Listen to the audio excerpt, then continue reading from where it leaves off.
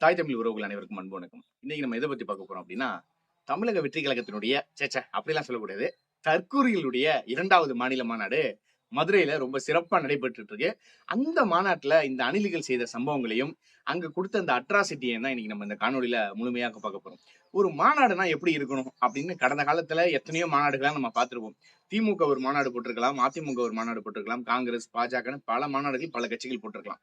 ஆனால் நாம் தமிழர் கட்சி போடக்கூடிய ஒரு மாநாடு என்பது ஒரு ராணுவ கட்டுப்பாட்டோட ஒரு மாநாடு நடக்கும். அந்த மாநாட்டுல வந்து பாத்தீங்க அப்படின்னா, இருக்கைகள்லாம் போடப்பட்ட பின்னாக மாலையில அந்த மாநாடு ஆரம்பிக்கும். ஆரம்பிச்சோன்னா இரவு ஒரு 9 மணிலேருந்து ஒரு 10 மணிக்குள்ள அந்த மாநாடு முடியும். ஆனா அந்த மாநாடு நடந்த ஒரு தடமே இல்லாத அளவுக்கு அங்க சுற்றுச்சூழல்ங்கிற ஒரு பாசறை என்ன பண்ணுவாங்க அப்படின்னா, அங்க வந்து தண்ணீர் பாட்டில்கள்லாம் அங்க போட்டிருப்பாங்க. அந்த தண்ணீர் பாட்டில்களாக இருக்கட்டும், இல்ல குப்பைகளாக இருக்கட்டும், அங்க அவங்களா அத எடுத்து சுத்தப்படுத்தி அப்புறப்படுத்துவாங்க. அதற்கு பின்னால வந்து பாத்தீங்க அப்படின்னா, அந்த மாநாட்டுல வந்து நெறைய புத்தகங்கள் இருக்கும். அந்த நம்ம அறிவை தேடி ஓடணும். அறிவு பசிய தான் இந்த உலகத்துல நம்ம போக்க முடியாது அப்படிம்போம். ஆனா அந்த வகையில நாம் தமிழர் கட்சியில இருக்கக்கூடிய அனைவருமே அறிவார்ந்த பேச்சாளர்களாகவும், அறிவு சார்ந்தவர்களாக இருப்பாங்க. அதேபோல அரசியல் தெளிவு நெறைய பெற்றவர்களாக இருப்பாங்க. அந்த மாநாடுகள்ல பார்த்தீங்கன்னா, நாம் தமிழர் கட்சியினுடைய மாநாடுகள்ல நெறைய புத்தகங்கள் விற்பனையாகும். நம்ம போய் வாங்குனோம்னா, அங்க நெறைய புத்தகங்கள வாங்கி படிக்கலாம். ஆனா அப்படியே இங்க ஆப்போசிட்டா இங்க வாங்க. தமிழக வெற்றி கழகம் என்ற ஒரு கட்சி தொடங்கப்பட்டு, விக்கிரவாண்டி சாலையில முதல் மாநாடு பெரிய பிரம்மாண்டமா போடப்பட்டது. அந்த மாநாட்ட நம்ம பார்த்தோம். என்ன கேலி கூத்தெல்லாம் அங்க பண்ணாங்க அப்படின்னு. அதுக்கப்புறம் இந்த மதுரையில நடைபெற இந்த 2வது மாநில மாநாட்டுல வந்து பார்த்தீங்க அப்படின்னா, மாநாடு ஆரம்பிக்கும்போதே பெரிய அளவுல பந்தல்கள்லாம் போடப்பட்டு, அங்க மாநாடு திடல்கள்லாம் அமைக்கப்பட்டு, பெரிய அளவுல எல்லாமே பண்ணிட்டு இருந்தாங்க.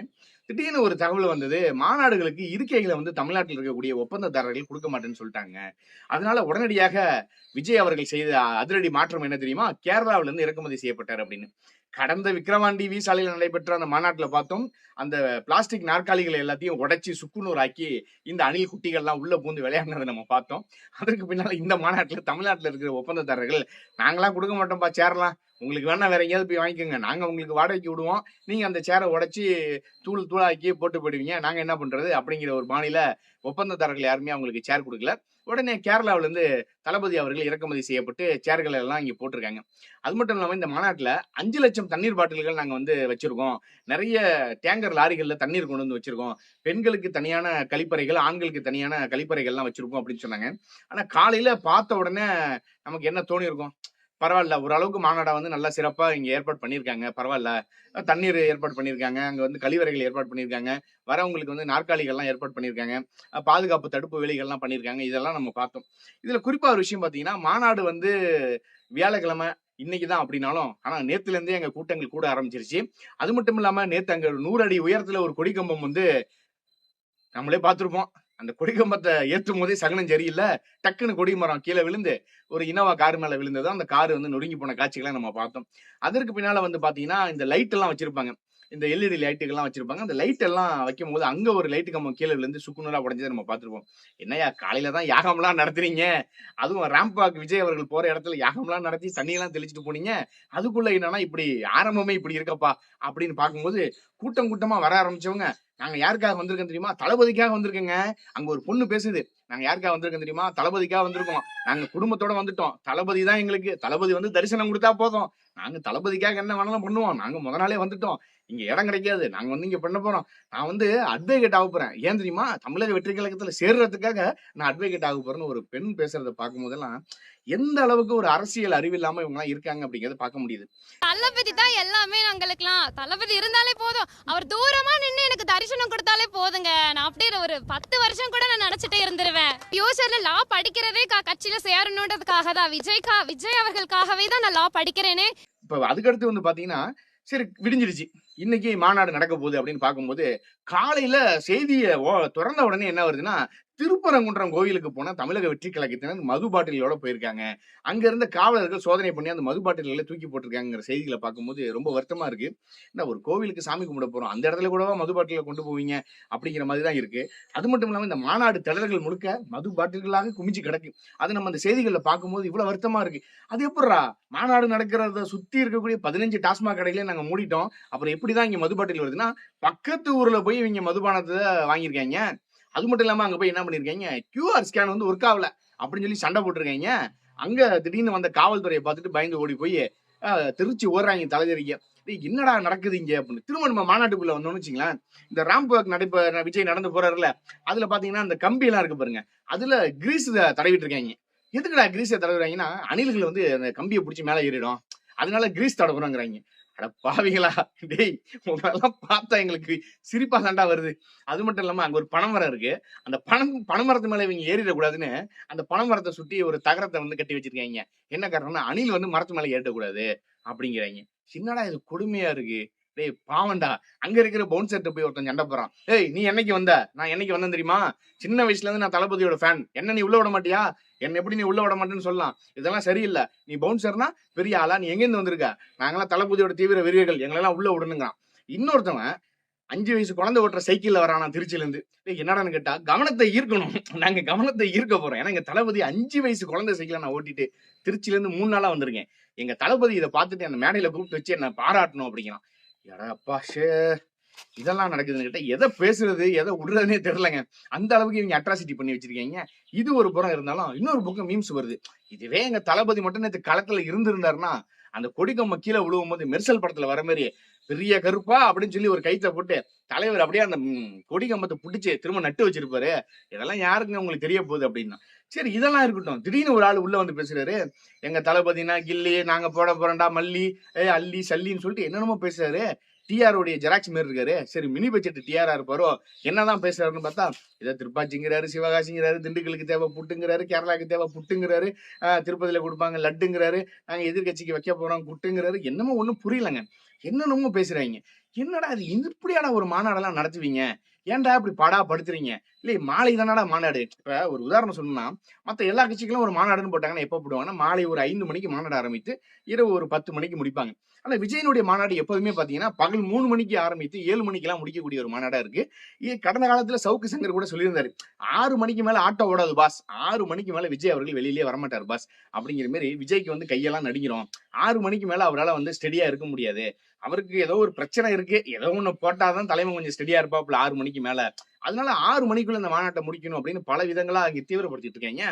இது இன்னொரு கொடுமை என்னன்னா சாரையா கூட்டம் கூட்டமா எல்லாரும் அப்படியே விஜயை பார்க்கணும், நாங்க குடும்பத்தோட வந்திருக்கோம், குழந்தைகளை தூக்கிட்டு வந்திருக்கோம். அட பாவீங்களா, அந்த குழந்தைங்களை அழைச்சிட்டு வந்து அந்த வெயில்ல போட்டுட்டு அந்த பச்சை குழந்தைகளை பாடா படுத்துறாங்க. அதெல்லாம் ஒரு பெரிய விஷயமே இல்லைங்க. அதை விட பெரிய கொடுமை என்னன்னா போன மாநாட்டுல கழுவுற தண்ணியே குடிச்சாங்க, இங்க குடிக்கிற தண்ணியே கழுவிட்டு இருக்காங்க. என்னடான்னு கேட்டா தண்ணி பற்றலங்கிறாங்க. ஐயோ என்ன கொடுமைனே தெரியலங்க. இதெல்லாம் ஒரு படி மேல போய் அங்க இருக்கிற ஆப்போசிட்ல இருக்கக்கூடிய ரோட், அந்த சாலைக்கு ஆப்போசிட்ல அந்தாண்ட மாறி போனதுக்கு அப்புறம் அங்க ஒரு திடல் மாரி இருக்கு, அந்த கருவேல காடு மாரி இருக்கு. அங்க உட்காந்து ஒரு 3 இந்த விர்ச்சுவல் வாரியர்ஸ் அவங்க வந்து என்ன பண்றாங்கன்னா மது அருந்திட்டு இருக்காங்க. அங்க மது அருந்தும் போது ஒருத்தர் சொல்றாரு, அழகா ஒரு ஒரு கொட்டாய் மாரி ஏதாவது ஒண்ணு போட்டிருக்கலாம்ப்பா, ஒரு செட்டு கிட்டு போட்டிருந்தாங்கன்னா நல்லா சூப்பரா இருந்திருக்கும். அதெல்லாம் எதுவுமே போடல. இது ரொம்ப கஷ்டமா இருக்கு அடிக்கிற வெயில்ல. நிறைய பேர் காலையில செய்தி எடுத்து போடுறாங்க. இங்க பாருங்க, அடிக்கிற வெயில்ல இந்த தமிழக வெற்றி கழகத்தினுடைய விர்ச்சுவல் வாரியர்ஸ் இந்த தற்கூரிகள்லாம் என்ன பண்ணிருக்காங்கன்னா பிளாஸ்டிக் சேரை எடுத்து போட்டு தூங்கிட்டு இருக்கீங்க. டேய் அவங்க பிளாஸ்டிக் சேரை எடுத்து போட்டு தூங்கலடா, அடிச்ச போதையில மல்லாக்கப்படுத்தி கிடக்குறாங்க. அடிக்கிற வெயில் கூட தெரியாம சேரை எடுத்து போட்டுட்டு மல்லாக்கப்படுத்தி தூங்கிட்டு இருக்கீங்க. இதெல்லாம் ஒரு புறம் அட்ராசிட்டி பண்ணாலும் திடீர்னு அங்க இருக்கக்கூடிய இந்த கம்பி வேலிகள் எல்லாம் அப்படியே ஆக்ரோஷமா புட்டிங்க எரிஞ்சு அப்படி தூக்கி விட்டுறாங்க. எடங்கப்பா என்னடா இந்த அளவுக்கு படாபடுத்துறீங்க? இதாவது பரவாயில்ல, டோல்கேட்ல வரக்கூடிய வாகனங்கள் டோல்கேட்ல நிப்பாட்டல, டோல்கேட்ல அடி தரமட்டமாக்கிட்டு பாட்டு போட்டு வரான். அர்ஜுனர் வில்லு ஹரிச்சந்திர சொல்லு டாங்கிறான். என்னடா அப்படின்னு கேட்டா உடனே அந்த மகேந்திரா தார்ல ஒரு இந்த பக்கம் ஒரு 4 பேர் அந்த பக்கம் ஒரு 4 பேர் தொங்கிட்டு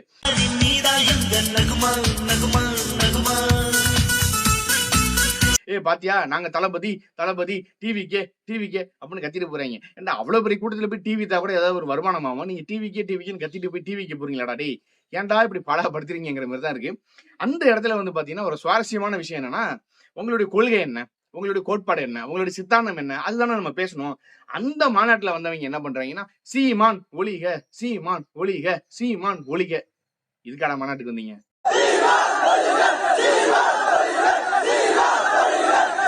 மாநாட்டோட கொள்கை என்ன, கோட்பாடு என்ன, இந்த மாநாடு எதுக்காக நடத்தப்படுகிறது, இந்த மாநாட்டுல என்ன தீர்மானத்தை கொண்டு வர போறீங்க, இது எதுவுமே இல்ல. இதுல ஒரு அக்கா ஒருத்தவங்க ஹைலைட், எனக்கு எங்க வீட்டுக்கார விட எங்க விஜய் மாமாவை தான் ரொம்ப பிடிக்கும். எங்க வீட்டுக்காரோட எனக்கு விஜய் தான் பிடிக்கும். அக்கா பயமுறுத்துற, இப்படி எல்லாம் கத்தாதக்கா, பயமா இருக்குக்கா. என்ன சொல்றது, எங்க வீட்டுக்கார விட எங்க விஜய் மாமாவை தான் எனக்கு ரொம்ப பிடிக்குங்குது. அந்த அக்காவோட அந்த அக்காவை சிரிச்ச சிரிப்பு இருக்கு. அச்சோ ஏக்கா இப்படி சிரிக்கிற, குழந்தைங்கலாம் இருக்குதுக்கா. பார்த்து குழந்தைங்கலாம் பயந்துற போகுதுங்க. இப்படி பல அட்ராசிட்டிய பண்ணிட்டு இருக்காய்ங்கங்க.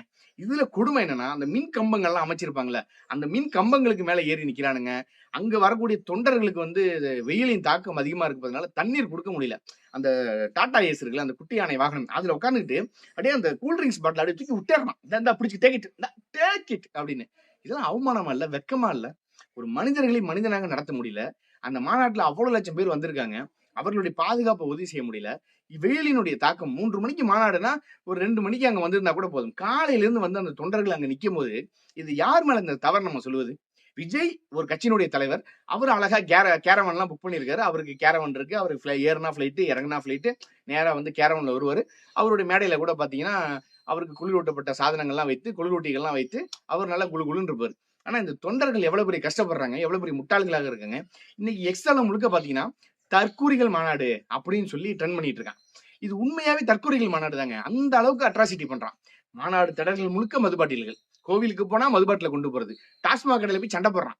அது டிவிக்கோட துண்டை கட்டிக்கிட்டே ஒரு கேமராமேனு வரான், ஒரு நியூஸ் சேனலுக்காரன் வரான், ஒரு பிரஸ் வரான் அப்படின்னா, நீங்க என்ன பண்ணணும்? கொஞ்சம் மறைமுகமாவது போய் அந்த சரக்கையாவது அடிக்கலாம்ல.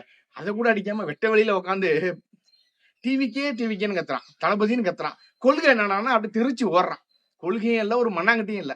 அவங்களுக்கு தேவை என்னன்னா விஜயை பார்க்க வந்தேன், விஜய் தலைவர் எங்க தளபதியை தான் நாங்க பார்க்க வந்தோங்களாம். இதுல சில பேர் போய் அல்டிமேட் ஸ்டார் அஜித் இருக்காருல்ல, இப்ப தலை என்று அழைக்கப்படக்கூடிய அஜித் அவர்களுடைய புகைப்படத்தோட விஜய் அவர்களுடைய புகைப்படத்தை வச்சு கொண்டு வரான். ஏய், நீ ஓட்டுக்கு என்னென்ன தில்லாலங்கடி வேலை எல்லாம் பாப்பன்னு தெரியும். கடந்த காலத்துல பாருங்க, அஜித் ரசிகர்கள் அவ்வளோ கேவலமா மட்டமா எழுதி இணையதளங்கள் முழுக்க பதிவு பண்ணது இவங்கதான். ஆனா இன்னைக்கு அஜித் ரசிகர்களுடைய வாக்குகள் வேணுங்கிறதுக்காக அஜித்துடைய புகைப்படத்தோட வரானுங்களே, வெக்கமா இல்ல? சூடு சொரணம் இல்ல? கடந்த காலத்துல எவ்வளவு திட்டி போட்டிருப்பீங்க, எவ்வளவு சண்டை போட்டிருப்பீங்க. பரவாயில்லைங்க, அப்போதான் சண்டை போட்டாங்க. அதுக்கு பின்னால கட்சி ஆரம்பிச்சாச்சு, ஒரு மாநில மாநாடம் போட்டாச்சு. இப்போ கூலின்னு ஒரு திரைப்படம் வந்தது. அந்த கூலி திரைப்படத்துக்கு இந்த அணில் குஞ்சுகள், இந்த விஜய் ரசிகர்கள் எவ்வளவு மட்டரகமான விமர்சனம், எவ்வளவு கேவலமான பதிவுகள் இந்த இணையதளங்கள் முழுக்க போடுறாங்க பாருங்க. இப்போது கூட பாருங்க, எங்க தலைவருடைய படம் தான் வந்து பெரிய அளவுல வசூல் பண்ணிருக்கு, நாங்க தான் வந்து உலகளத்துல பெரிய வசூல் பண்ணியிருக்கோம், லியோ பண்ண வசூலை வந்து இன்னும் முறியடிக்க முடியலன்னு இணையதளங்கள் முழுக்க கதறிட்டு கிடக்காங்க இந்த அணில் குஞ்சுகள். இந்த அணில் குஞ்சுகளை என்ன பண்றதுன்னே தெரியல. என்னதான் நடக்குதுன்னு தெரியல இந்த மாநாட்டுல. அண்ணன் புஷி ஆனந்த் வேற வந்துட்டு இருக்காரு மோட்டர் பைக்ல, வந்துட்டு இருக்காரு ஸ்கூட்டில. அவர் வந்து மைக்க பிடிச்சி, ஏறாத இறங்கு, யாருப்பாங்க இறங்கு இறங்கு, ஏய் தாவாத இறங்கு. நேத்து அந்த மாநாட்டுல ஒரு வாகனம் வந்து கொடிக்கம்பம் விழுந்து சேதமாயிடுச்சு. அந்த வாகனத்தை உடனே புது வாகனமா வாங்கி தரேன்னு அறிவிச்சிட்டீங்க. நேத்து ஒரு பையன் பேனர் கிட்ட போய் மின்சாரம் தாக்கி இறந்து போனானே, அந்த உயிரை வாங்கி கொடுத்துட முடியுமா? அப்ப எதன் அடிப்படையில இந்த மாநாடு கூடுது? அப்ப நமக்கு என்ன ஒரு கேள்வி தோணுதுன்னா, இப்படிப்பட்ட தற்கூரி தொண்டர்களை வைத்துக்கொண்டு விஜய் எப்படி 2026 ஆட்சி அமைப்பாரு? ஒருவேளை அப்படியே ஆட்சியை பிடிச்சாலும் இந்த தற்கூரிகள்கிட்ட நாடு மாடிக்கிட்டு என்ன பாடுபட போகுது? பாருங்க. ஏங்க, திமுக மாநாட்டுல கூட இந்த மாதிரி எல்லாம் அட்ராசிட்டியை பார்த்தது இல்லைங்க. திமுகவே பரவாயில்லைங்கிற அளவுக்கு இந்த தமிழக வெற்றி கழகம் வந்து அவ்வளவு கேவலமான ஒரு மாநாட்டை நடத்திட்டு இருக்காங்க. இதெல்லாம் பார்க்கும்போது பாவம்டா, அந்த பெண் குழந்தைகள்லாம் பாவம், கை குழந்தைகள் பாவம், அவ்வளவு பெண்கள் வந்திருக்காங்க, அவங்க எல்லாம் பாவம்.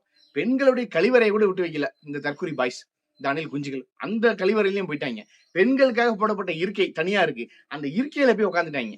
இவ்வளவு கேவலமா உட்காந்துருக்கீங்க நீங்க. ஆனா சீமான் அவர்கள் அப்படியா? ஒரு தனித்துவமான அடையாளத்தோடு தமிழ் தேசிய அரசியல் பேசிக்கொண்டு ஒரு தத்துவார்த்தமான ஒரு அரசியலை செய்யக்கூடிய நாம் தமிழர் கட்சியோடு தமிழக வெற்றி கழகத்தை ஒருபோதும் ஒப்பீடு செய்யாதீர்கள். தற்கூரிகள் தான், புரட்சியாளர்கள் தான். இந்த மாநாடு முடியட்டும். இன்னும் என்னென்ன அட்ராசிட்டி எல்லாம் இந்த அணில் குஞ்சுகள் பண்ணிருக்குங்கிறத நம்ம பொறுத்திருந்து பார்ப்போம். நாளைக்கு ரொம்ப சூப்பரா இந்த மாநாடு எப்படி நடைபெற்றதுங்கிறது ரொம்ப விளக்கமா தெளிவா ஒரு காணொலி பதிவிடுவோம். மீண்டும் சந்திப்போம். நன்றி, வணக்கம்.